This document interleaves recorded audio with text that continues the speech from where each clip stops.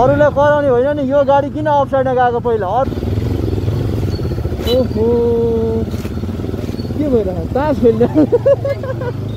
so hello and good morning नमस्ते सबैजनालाई म निशान्त अनि तपाईँहरू स्वागत छ आजको एउटा नयाँ भिडियोमा अनि आज म घर जान लागेको दसैँको लागि तपाईँहरू सम्पूर्णमा दसैँको एकदमै धेरै शुभकामना छ अनि मैले ब्याकप्याकहरू गरिसकेँ है मेरो चाहिँ यस्तो छ मैले एउटा पछाडि भने अनि एउटा पछाडि बोकेको छु सो यही हो अब हल्का एउटा काम पनि छ बाटोमा त्यो काम पनि सिधेर अब हामी लाग्छौँ है त बाटोमा भेटौँ oh my god look at this view guys यही भ्यू देखाउनुको लागि म फर्केर आइ देखाइरहेको छु यस्तो दामी देखिरहेको छ नि त्यो परको यस्तो तेर्सो सेतो लाइन छ नि त्यो बादल त यस्तो दामी देखिरहेको छ नि त्यो माथिको डाँडाले गर्दाखेरि अनि बिहानैको शुभ बिहानी भइरहेको छ अनि ठ्याक्कै त्यही बेला एउटा प्लेन पनि उड्दै माथि फेरि क्यामेरामा देखिरहेको छैन यस्तो दामी देखिरहेको छ नि यति बेला यहाँनिर वाउ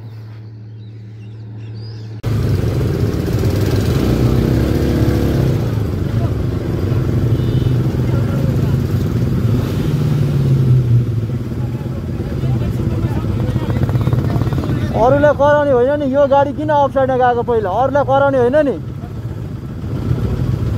ऊ आफू रङ साइडमा गर्नु त कसरी अरूलाई कराउने बुझ्छु म तर बुझेँ मैले हामीलाई पनि थाहा छ फेरि अफ साइडमा गएर ऊ गाडी बसेको त अनि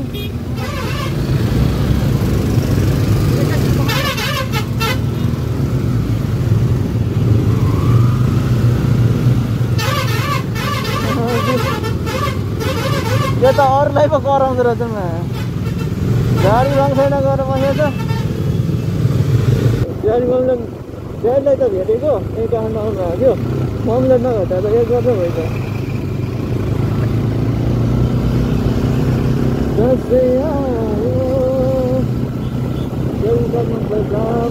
मोटरसाइकल बाइक हुनुको एउटा फाइदा चाहिँ त्यो हुन्छ भित्र चाहिँ सानो चेकतिरबाट खट्टै छिटो निक्लिनु मिल्छ होइन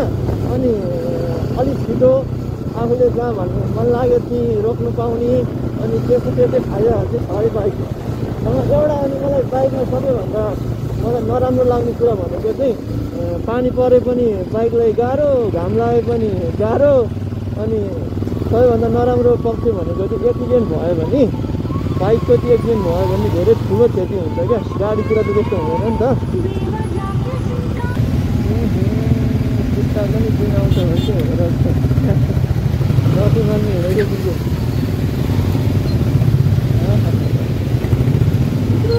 सानो कुकुर क्या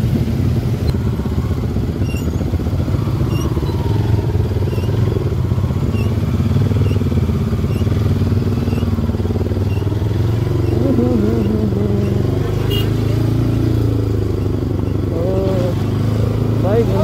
एउटै फाइदा भनेको चाहिँ यही हो क्या अब गाडीहरू जाममा परिरहेको छ बाइक निस्कि भयो क्या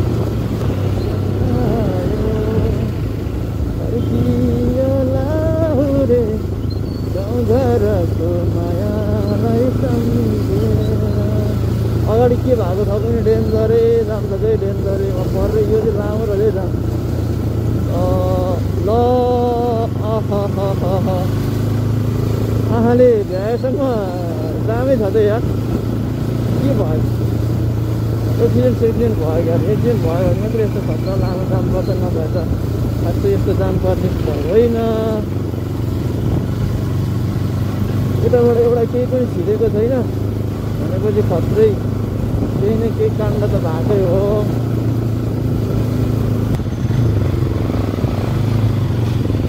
धीरे धीरे से मेरी जिंदगी में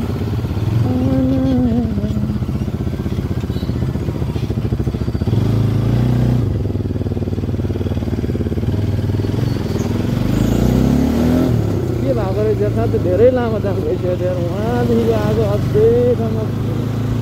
रामै छ बाइक हुनुको यति फाइदा चाहिँ छ क्या यति फाइदा चाहिँ छ ल अब गाडी जाममा बसिरहेको छ बाइक छिरो अब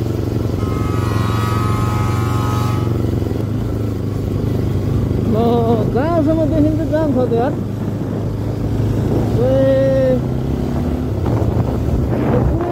पाहाडीको घुमतिर घुमेर गएर त्यहाँ पनि जाम छ यार हेलो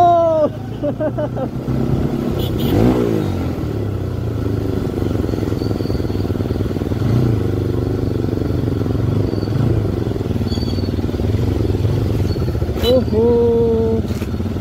के भइरहेको तास खेल्दा साथीहरू बाटोमा रुमालमा थिएर तास खेलिरहेको छ ल अनि किन धुरुप्प मान्छे एक्सिडेन्ट भएको क्या अरे भनेर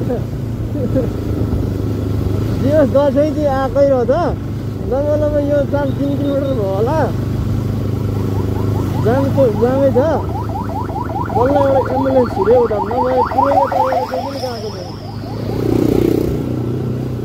पिपीको बाटो जान्छ मायालु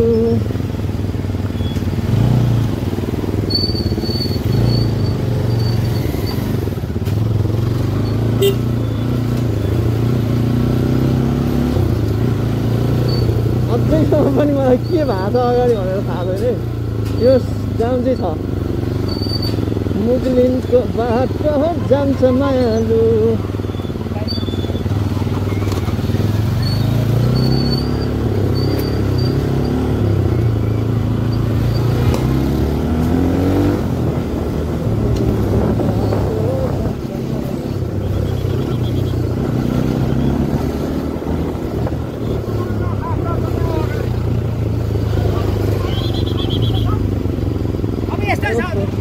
ल पुलिस कर्मीहरूलाई एकदमै धेरै धन्यवाद बाटोमा रोकेर एकछिन बस्छु भन्दा भन्दै रोक्नै मन लागेन अहिले म खुर्कोट आइपुगिसकेँ मेरो खाना पनि आइसक्यो यहाँ अब ठ्याक्क खानासँग खाने त्यसपछि जाने फेरि हामी धुलोले चाहिँ लोधै बनायो है सो ल अब हामीले खानासाना खायौँ है यहाँ हामीले होइन कि मैले खानासाना खाएँ अब यहाँबाट जानुपर्छ घाम खतरा लागिरहेछ पानी पर्नु भने त मलाई घाम लागेको एकदम ठिक छ सन्चै ब्याग त साइडतिर आइसकेको छ यहाँ ब्यागलाई एकचोटि फेरि पार्नुपर्ने अवस्था भएको हो कि क्या हो खानासाना खाइयो अब यहाँबाट घुर्मी 60 किलोमिटर जति छ हेरौँ कति मिनट लाग्छ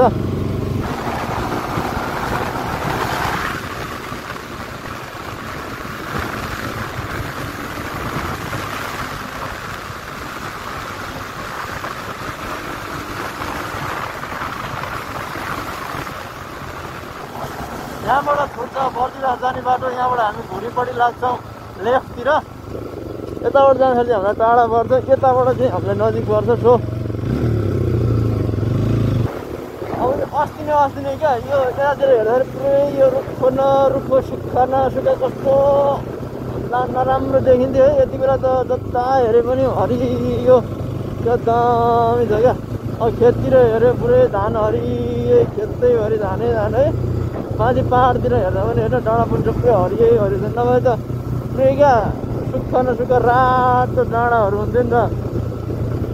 यति बेला चाहिँ म घुर्मी बजार भन्ने ठाउँ आइपुगेँ घुर्मीबाट चाहिँ उता हलेसी खोटाङ ओखलढुङ्गापट्टि छुट्ने बाटो र हाम्रो बाँसबारी कटारीतिर जाने बाटोतिर म छुटेँ अनि देख्न सक्नुहुन्छ पोहोर चाहिँ त्यो पुल चाहिँ झन्नै बगाएको थियो क्या त्यो घुर्मीको पुल चाहिँ बाढीले त्यो पुल पनि झन्नै बगाएको थियो तर जोग्य छ त्यसमा चाहिँ कोसी कस्तो धमिलो आइरहेको रहेछ त्यो बाटो गइरहेको बाटो चाहिँ उता हलेसी खोटाङ के भन्छ अनि ओखलढुङ्गासँग कता जाने बाटो हो त्यो चाहिँ अनि यो चाहिँ हाम्रो कटारी जाने बाटो बाइक छ यहाँ लोडिङ पुरै आयामी गर 15,000 आयामी गर 15,000 घर जाने बाटो जान्छ मायालु यति भर्खर मैले बाटोमा आउँदै बनाएको गीत है सो म यहाँ घुर्मीभन्दा माथि आएर अलिबार बसेँ यहाँनिर थकाइ मारे अनि अब म हिँडेँ फेरि देख्नु सक्नुहुन्छ घुर्मीको भ्यू यस्तो छ है केटाहरू भन्दैछ घुर्मीमा भात चाहिँ के बिना महँगो भन्दै थियो हिजो केटाहरू खोइ मैले त घुर्मीमा खाएकै छैन मैले त फुलपेटमा खाएर आएको सो अनि घुर्मीबाट अलि माथिसम्म चाहिँ 6-7 किलोमिटरसम्म चाहिँ अहिले यसरी पिच भएको छ पोरै भएको हो अनि यति चिज भयो भने 25 बजीरो हुने भने क्या त्यसपछि फेरि उता लास्ट अप्ठ्यारो छ बाटो अब मेरो घर पुग्नु धेर छैन अब म 1.5 घन्टा जतिमा लगभग अब आनन्दले जाने हो अब यहाँ आइदिन्छु केही टेन्सनै छैन होइन पक्का पनि घर पुगिन्छ यहाँ आइसकेपछि त अब 1.5 घन्टा 1.5 घन्टा जतिमा पुगिहाल्छ घर सो तपाईँहरू सबैजनालाई दसैँको धेरै धेरै शुभकामना भन्न चाहन्छु दसैँ आयो फर्कियो लाहुरे गाउँघरको मायालाई सम्झेर फुल्यो बारीमा बरीलाई धानको बाला झुल्यो खेतैमा कति राम्री देखिन्छौ बरीलाई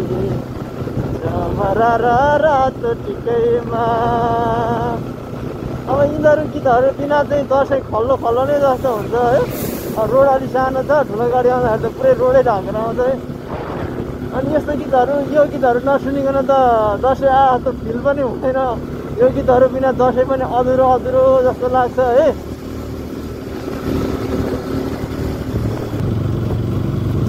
सो यति बेला चाहिँ म गाउँघरिबाट यता गाउँतिर लागिसकेँ गाउँतिरको बाटो लिन सक्नुहुन्छ